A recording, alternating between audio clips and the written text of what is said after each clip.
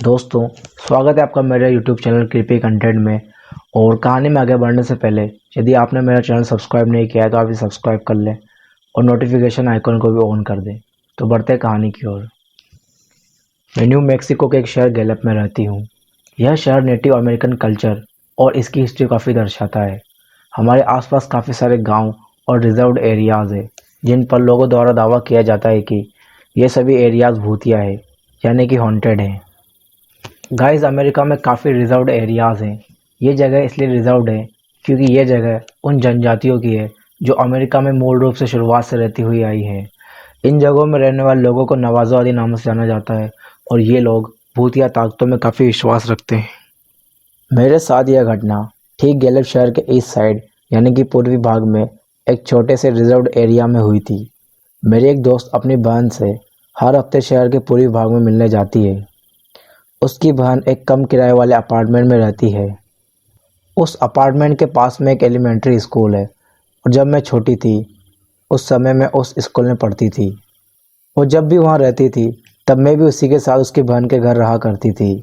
रातों में जब हमारे पास करने को कुछ नहीं होता था तो हम अपार्टमेंट्स के बाहर बने पार्क्स में घूमते थे। एक दिन वॉकिंग करते हुए जब हम थक गए थे तब हमने चलना बंद कर दिया था। यह बात सुबह के लगभग 2 बजे की थी। हम ज़्यादातर सुबह लेट ही उठते थे और रातों में देर तक जगा करते थे, इसलिए उस समय हम पूरी तरह से जगे हुए थे। खैर, उसके बाद हम अपार्टमेंट्स के पीछे आने लगे।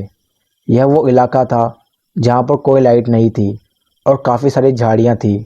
यह एक मैदानी इलाका था जहाँ की ज़मीन पर कई सारे कुत्तों के द्वारा बनाए गए गड्ढे थे।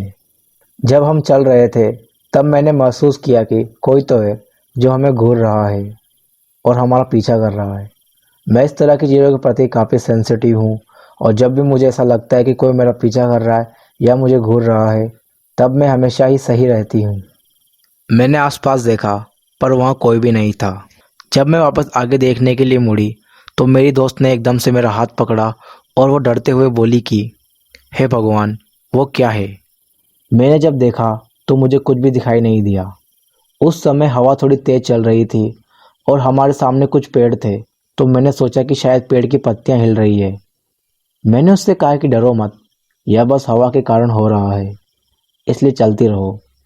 लेकिन जब मैंने फिर से वहां देखा तो मैंने देखा कि कोई काली सी आकृति है जो उन पेड़ों के आसपास चल रही थी। मैं रुकी और मैंने कहा कि शायद यह कोई पिया हुआ आदमी है जो नशे में वहां चला गया होगा। मैं अपनी दोस्त को डराना नहीं चाहती थी, इसलिए मैंने शांत आवाज़ में उससे पूछा कि क्या तुम वापस घर चलना चाहती हो, क्योंकि मुझे ऐसा लग रहा था कि वो जो कोई भी है उन पेड़ों के पास वो सही नहीं है। उसने कहा कि नहीं, हम लगभग स्टोर तक पहुंच गए हैं, इसलिए चलती रहो। जब हम चल रहे थे तब हमने पेड़ों के बीच में एक जोरों की हलचल सुनी। हमने बिजली की तेज़ी से चलना शुरू किया। हमने पीछे से एक आवाज़ सुनी और जब मैंने पीछे देखा तो मैंने पीछे एक जख्मी कुत्ते को देखा। पर मुझे बिल्कुल डर नहीं लग रहा था क्योंकि जिस जगह मैं रहती थी वहाँ पर इस प्रकार की चीज़ें सामान्य थी। मतलब इस तरह से जख्मी कुत्तों को देखा जाना सामान्य था। लेकिन जब मैंने अगली बार फिर से कुछ सुना तो इस बार मेरी टांगें कांपने लगी और मैं बिल्कुल पैरालाइज्ड हो गई थी, क्योंकि मैंने उस कुत्ते को एक ही समय में रोते हुए और गुर्राते हुए सुना था। वो इस तरह से हम पर गुर्रा रहा था जैसे वो हमें खाना चाहता हो।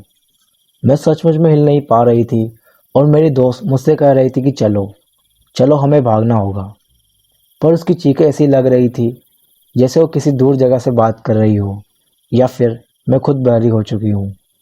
मैं उसकी आंखों से आंखें मिलाने लगी, पर मैं जानती थी कि यह मेरा सही डिसीजन नहीं है।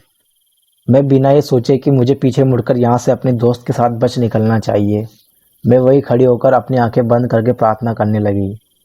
मैंने कोशिश की कि मैं पीछे न देखूं, पर कोई तो मुझे पीछे देखने को उकसा रहा था। इसलिए मैंने पीछे मुड़कर देखा और मैंने देखा कि एक आदमी हमारा पीछा कर रहा था। लेकिन वो दौड़ नहीं रहा था, बल्कि वो अपने चारों हाथ पैरों पर चल रहा था। मैं उसे देखकर डर गई और चिल्लाई। मेरी चीख सुनकर मेरी दोस्त भी चिल्लाई। हम तेज़ी से भागने लगे और आखिरकार हम किसी न किसी तरह रोड तक पहुंच ही गए। उस जगह लाइट्स थी और रोड पर गाड़ियां चल रही थी। हम लगभग 7 मिनट तक दौड़ते रहे और हम थकान के मारे हाफ रहे थे। हमारा शरीर दर्द से कर्रा रहा था। हम सांस लेने के लिए थोड़ी देर रुके और जब मैंने पीछे मुड़कर देखा तो मैंने थोड़ी दूरी पर एक आदमी जैसे दिखने वाले किसी जानवर को उसी जगह पर जाते हुए देखा जहाँ से हम थोड़ी देर पहले भागकर आए थे। हम उस जगह से 2 मिनट ही चले थे कि वो स्टोर आ गया जहाँ पर हमें जाना था। उस स्टोर के ओनर ने हमें अजीब नज़रों से देखा और हमसे पूछा कि तुम दोनों ठीक हो?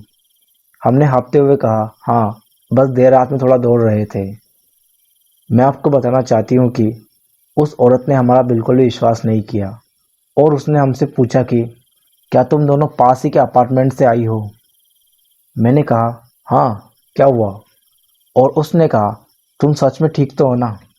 उस समय हमारे पास पैसे नहीं थे, पर फिर भी उसने हमें पीने के लिए पानी की बोतल दी और उसने हमें अपने घर छोड़ने को भी कहा।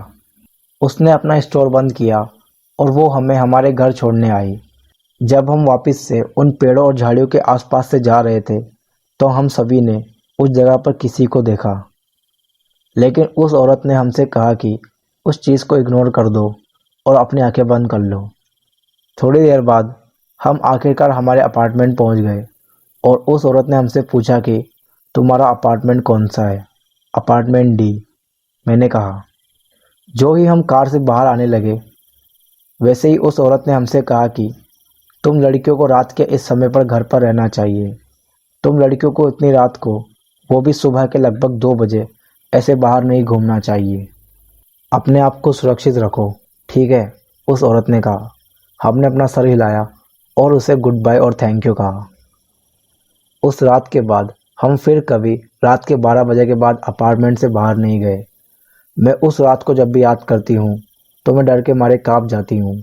मुझे नहीं पता कि वो जो उस दिन हमारा पीछा कर रहा था वो क्या था, पर जहाँ से मैं बिलोंग करती हूँ वहाँ इसे स्किन वॉकर नाम से जाना जाता है। गाइस, स्किन वॉकर से रिलेटेड मैं एक स्टोरी पहले ही बना चुका हूँ जो आपको आई बटन और डिस्क्रिप्शन में मिल जाएगी, तो आप उसे जाकर देख सकते हो। मिलते हैं फिर नेक्स्ट हॉरर स्टोरी में, तब तक के लिए धन्यवाद।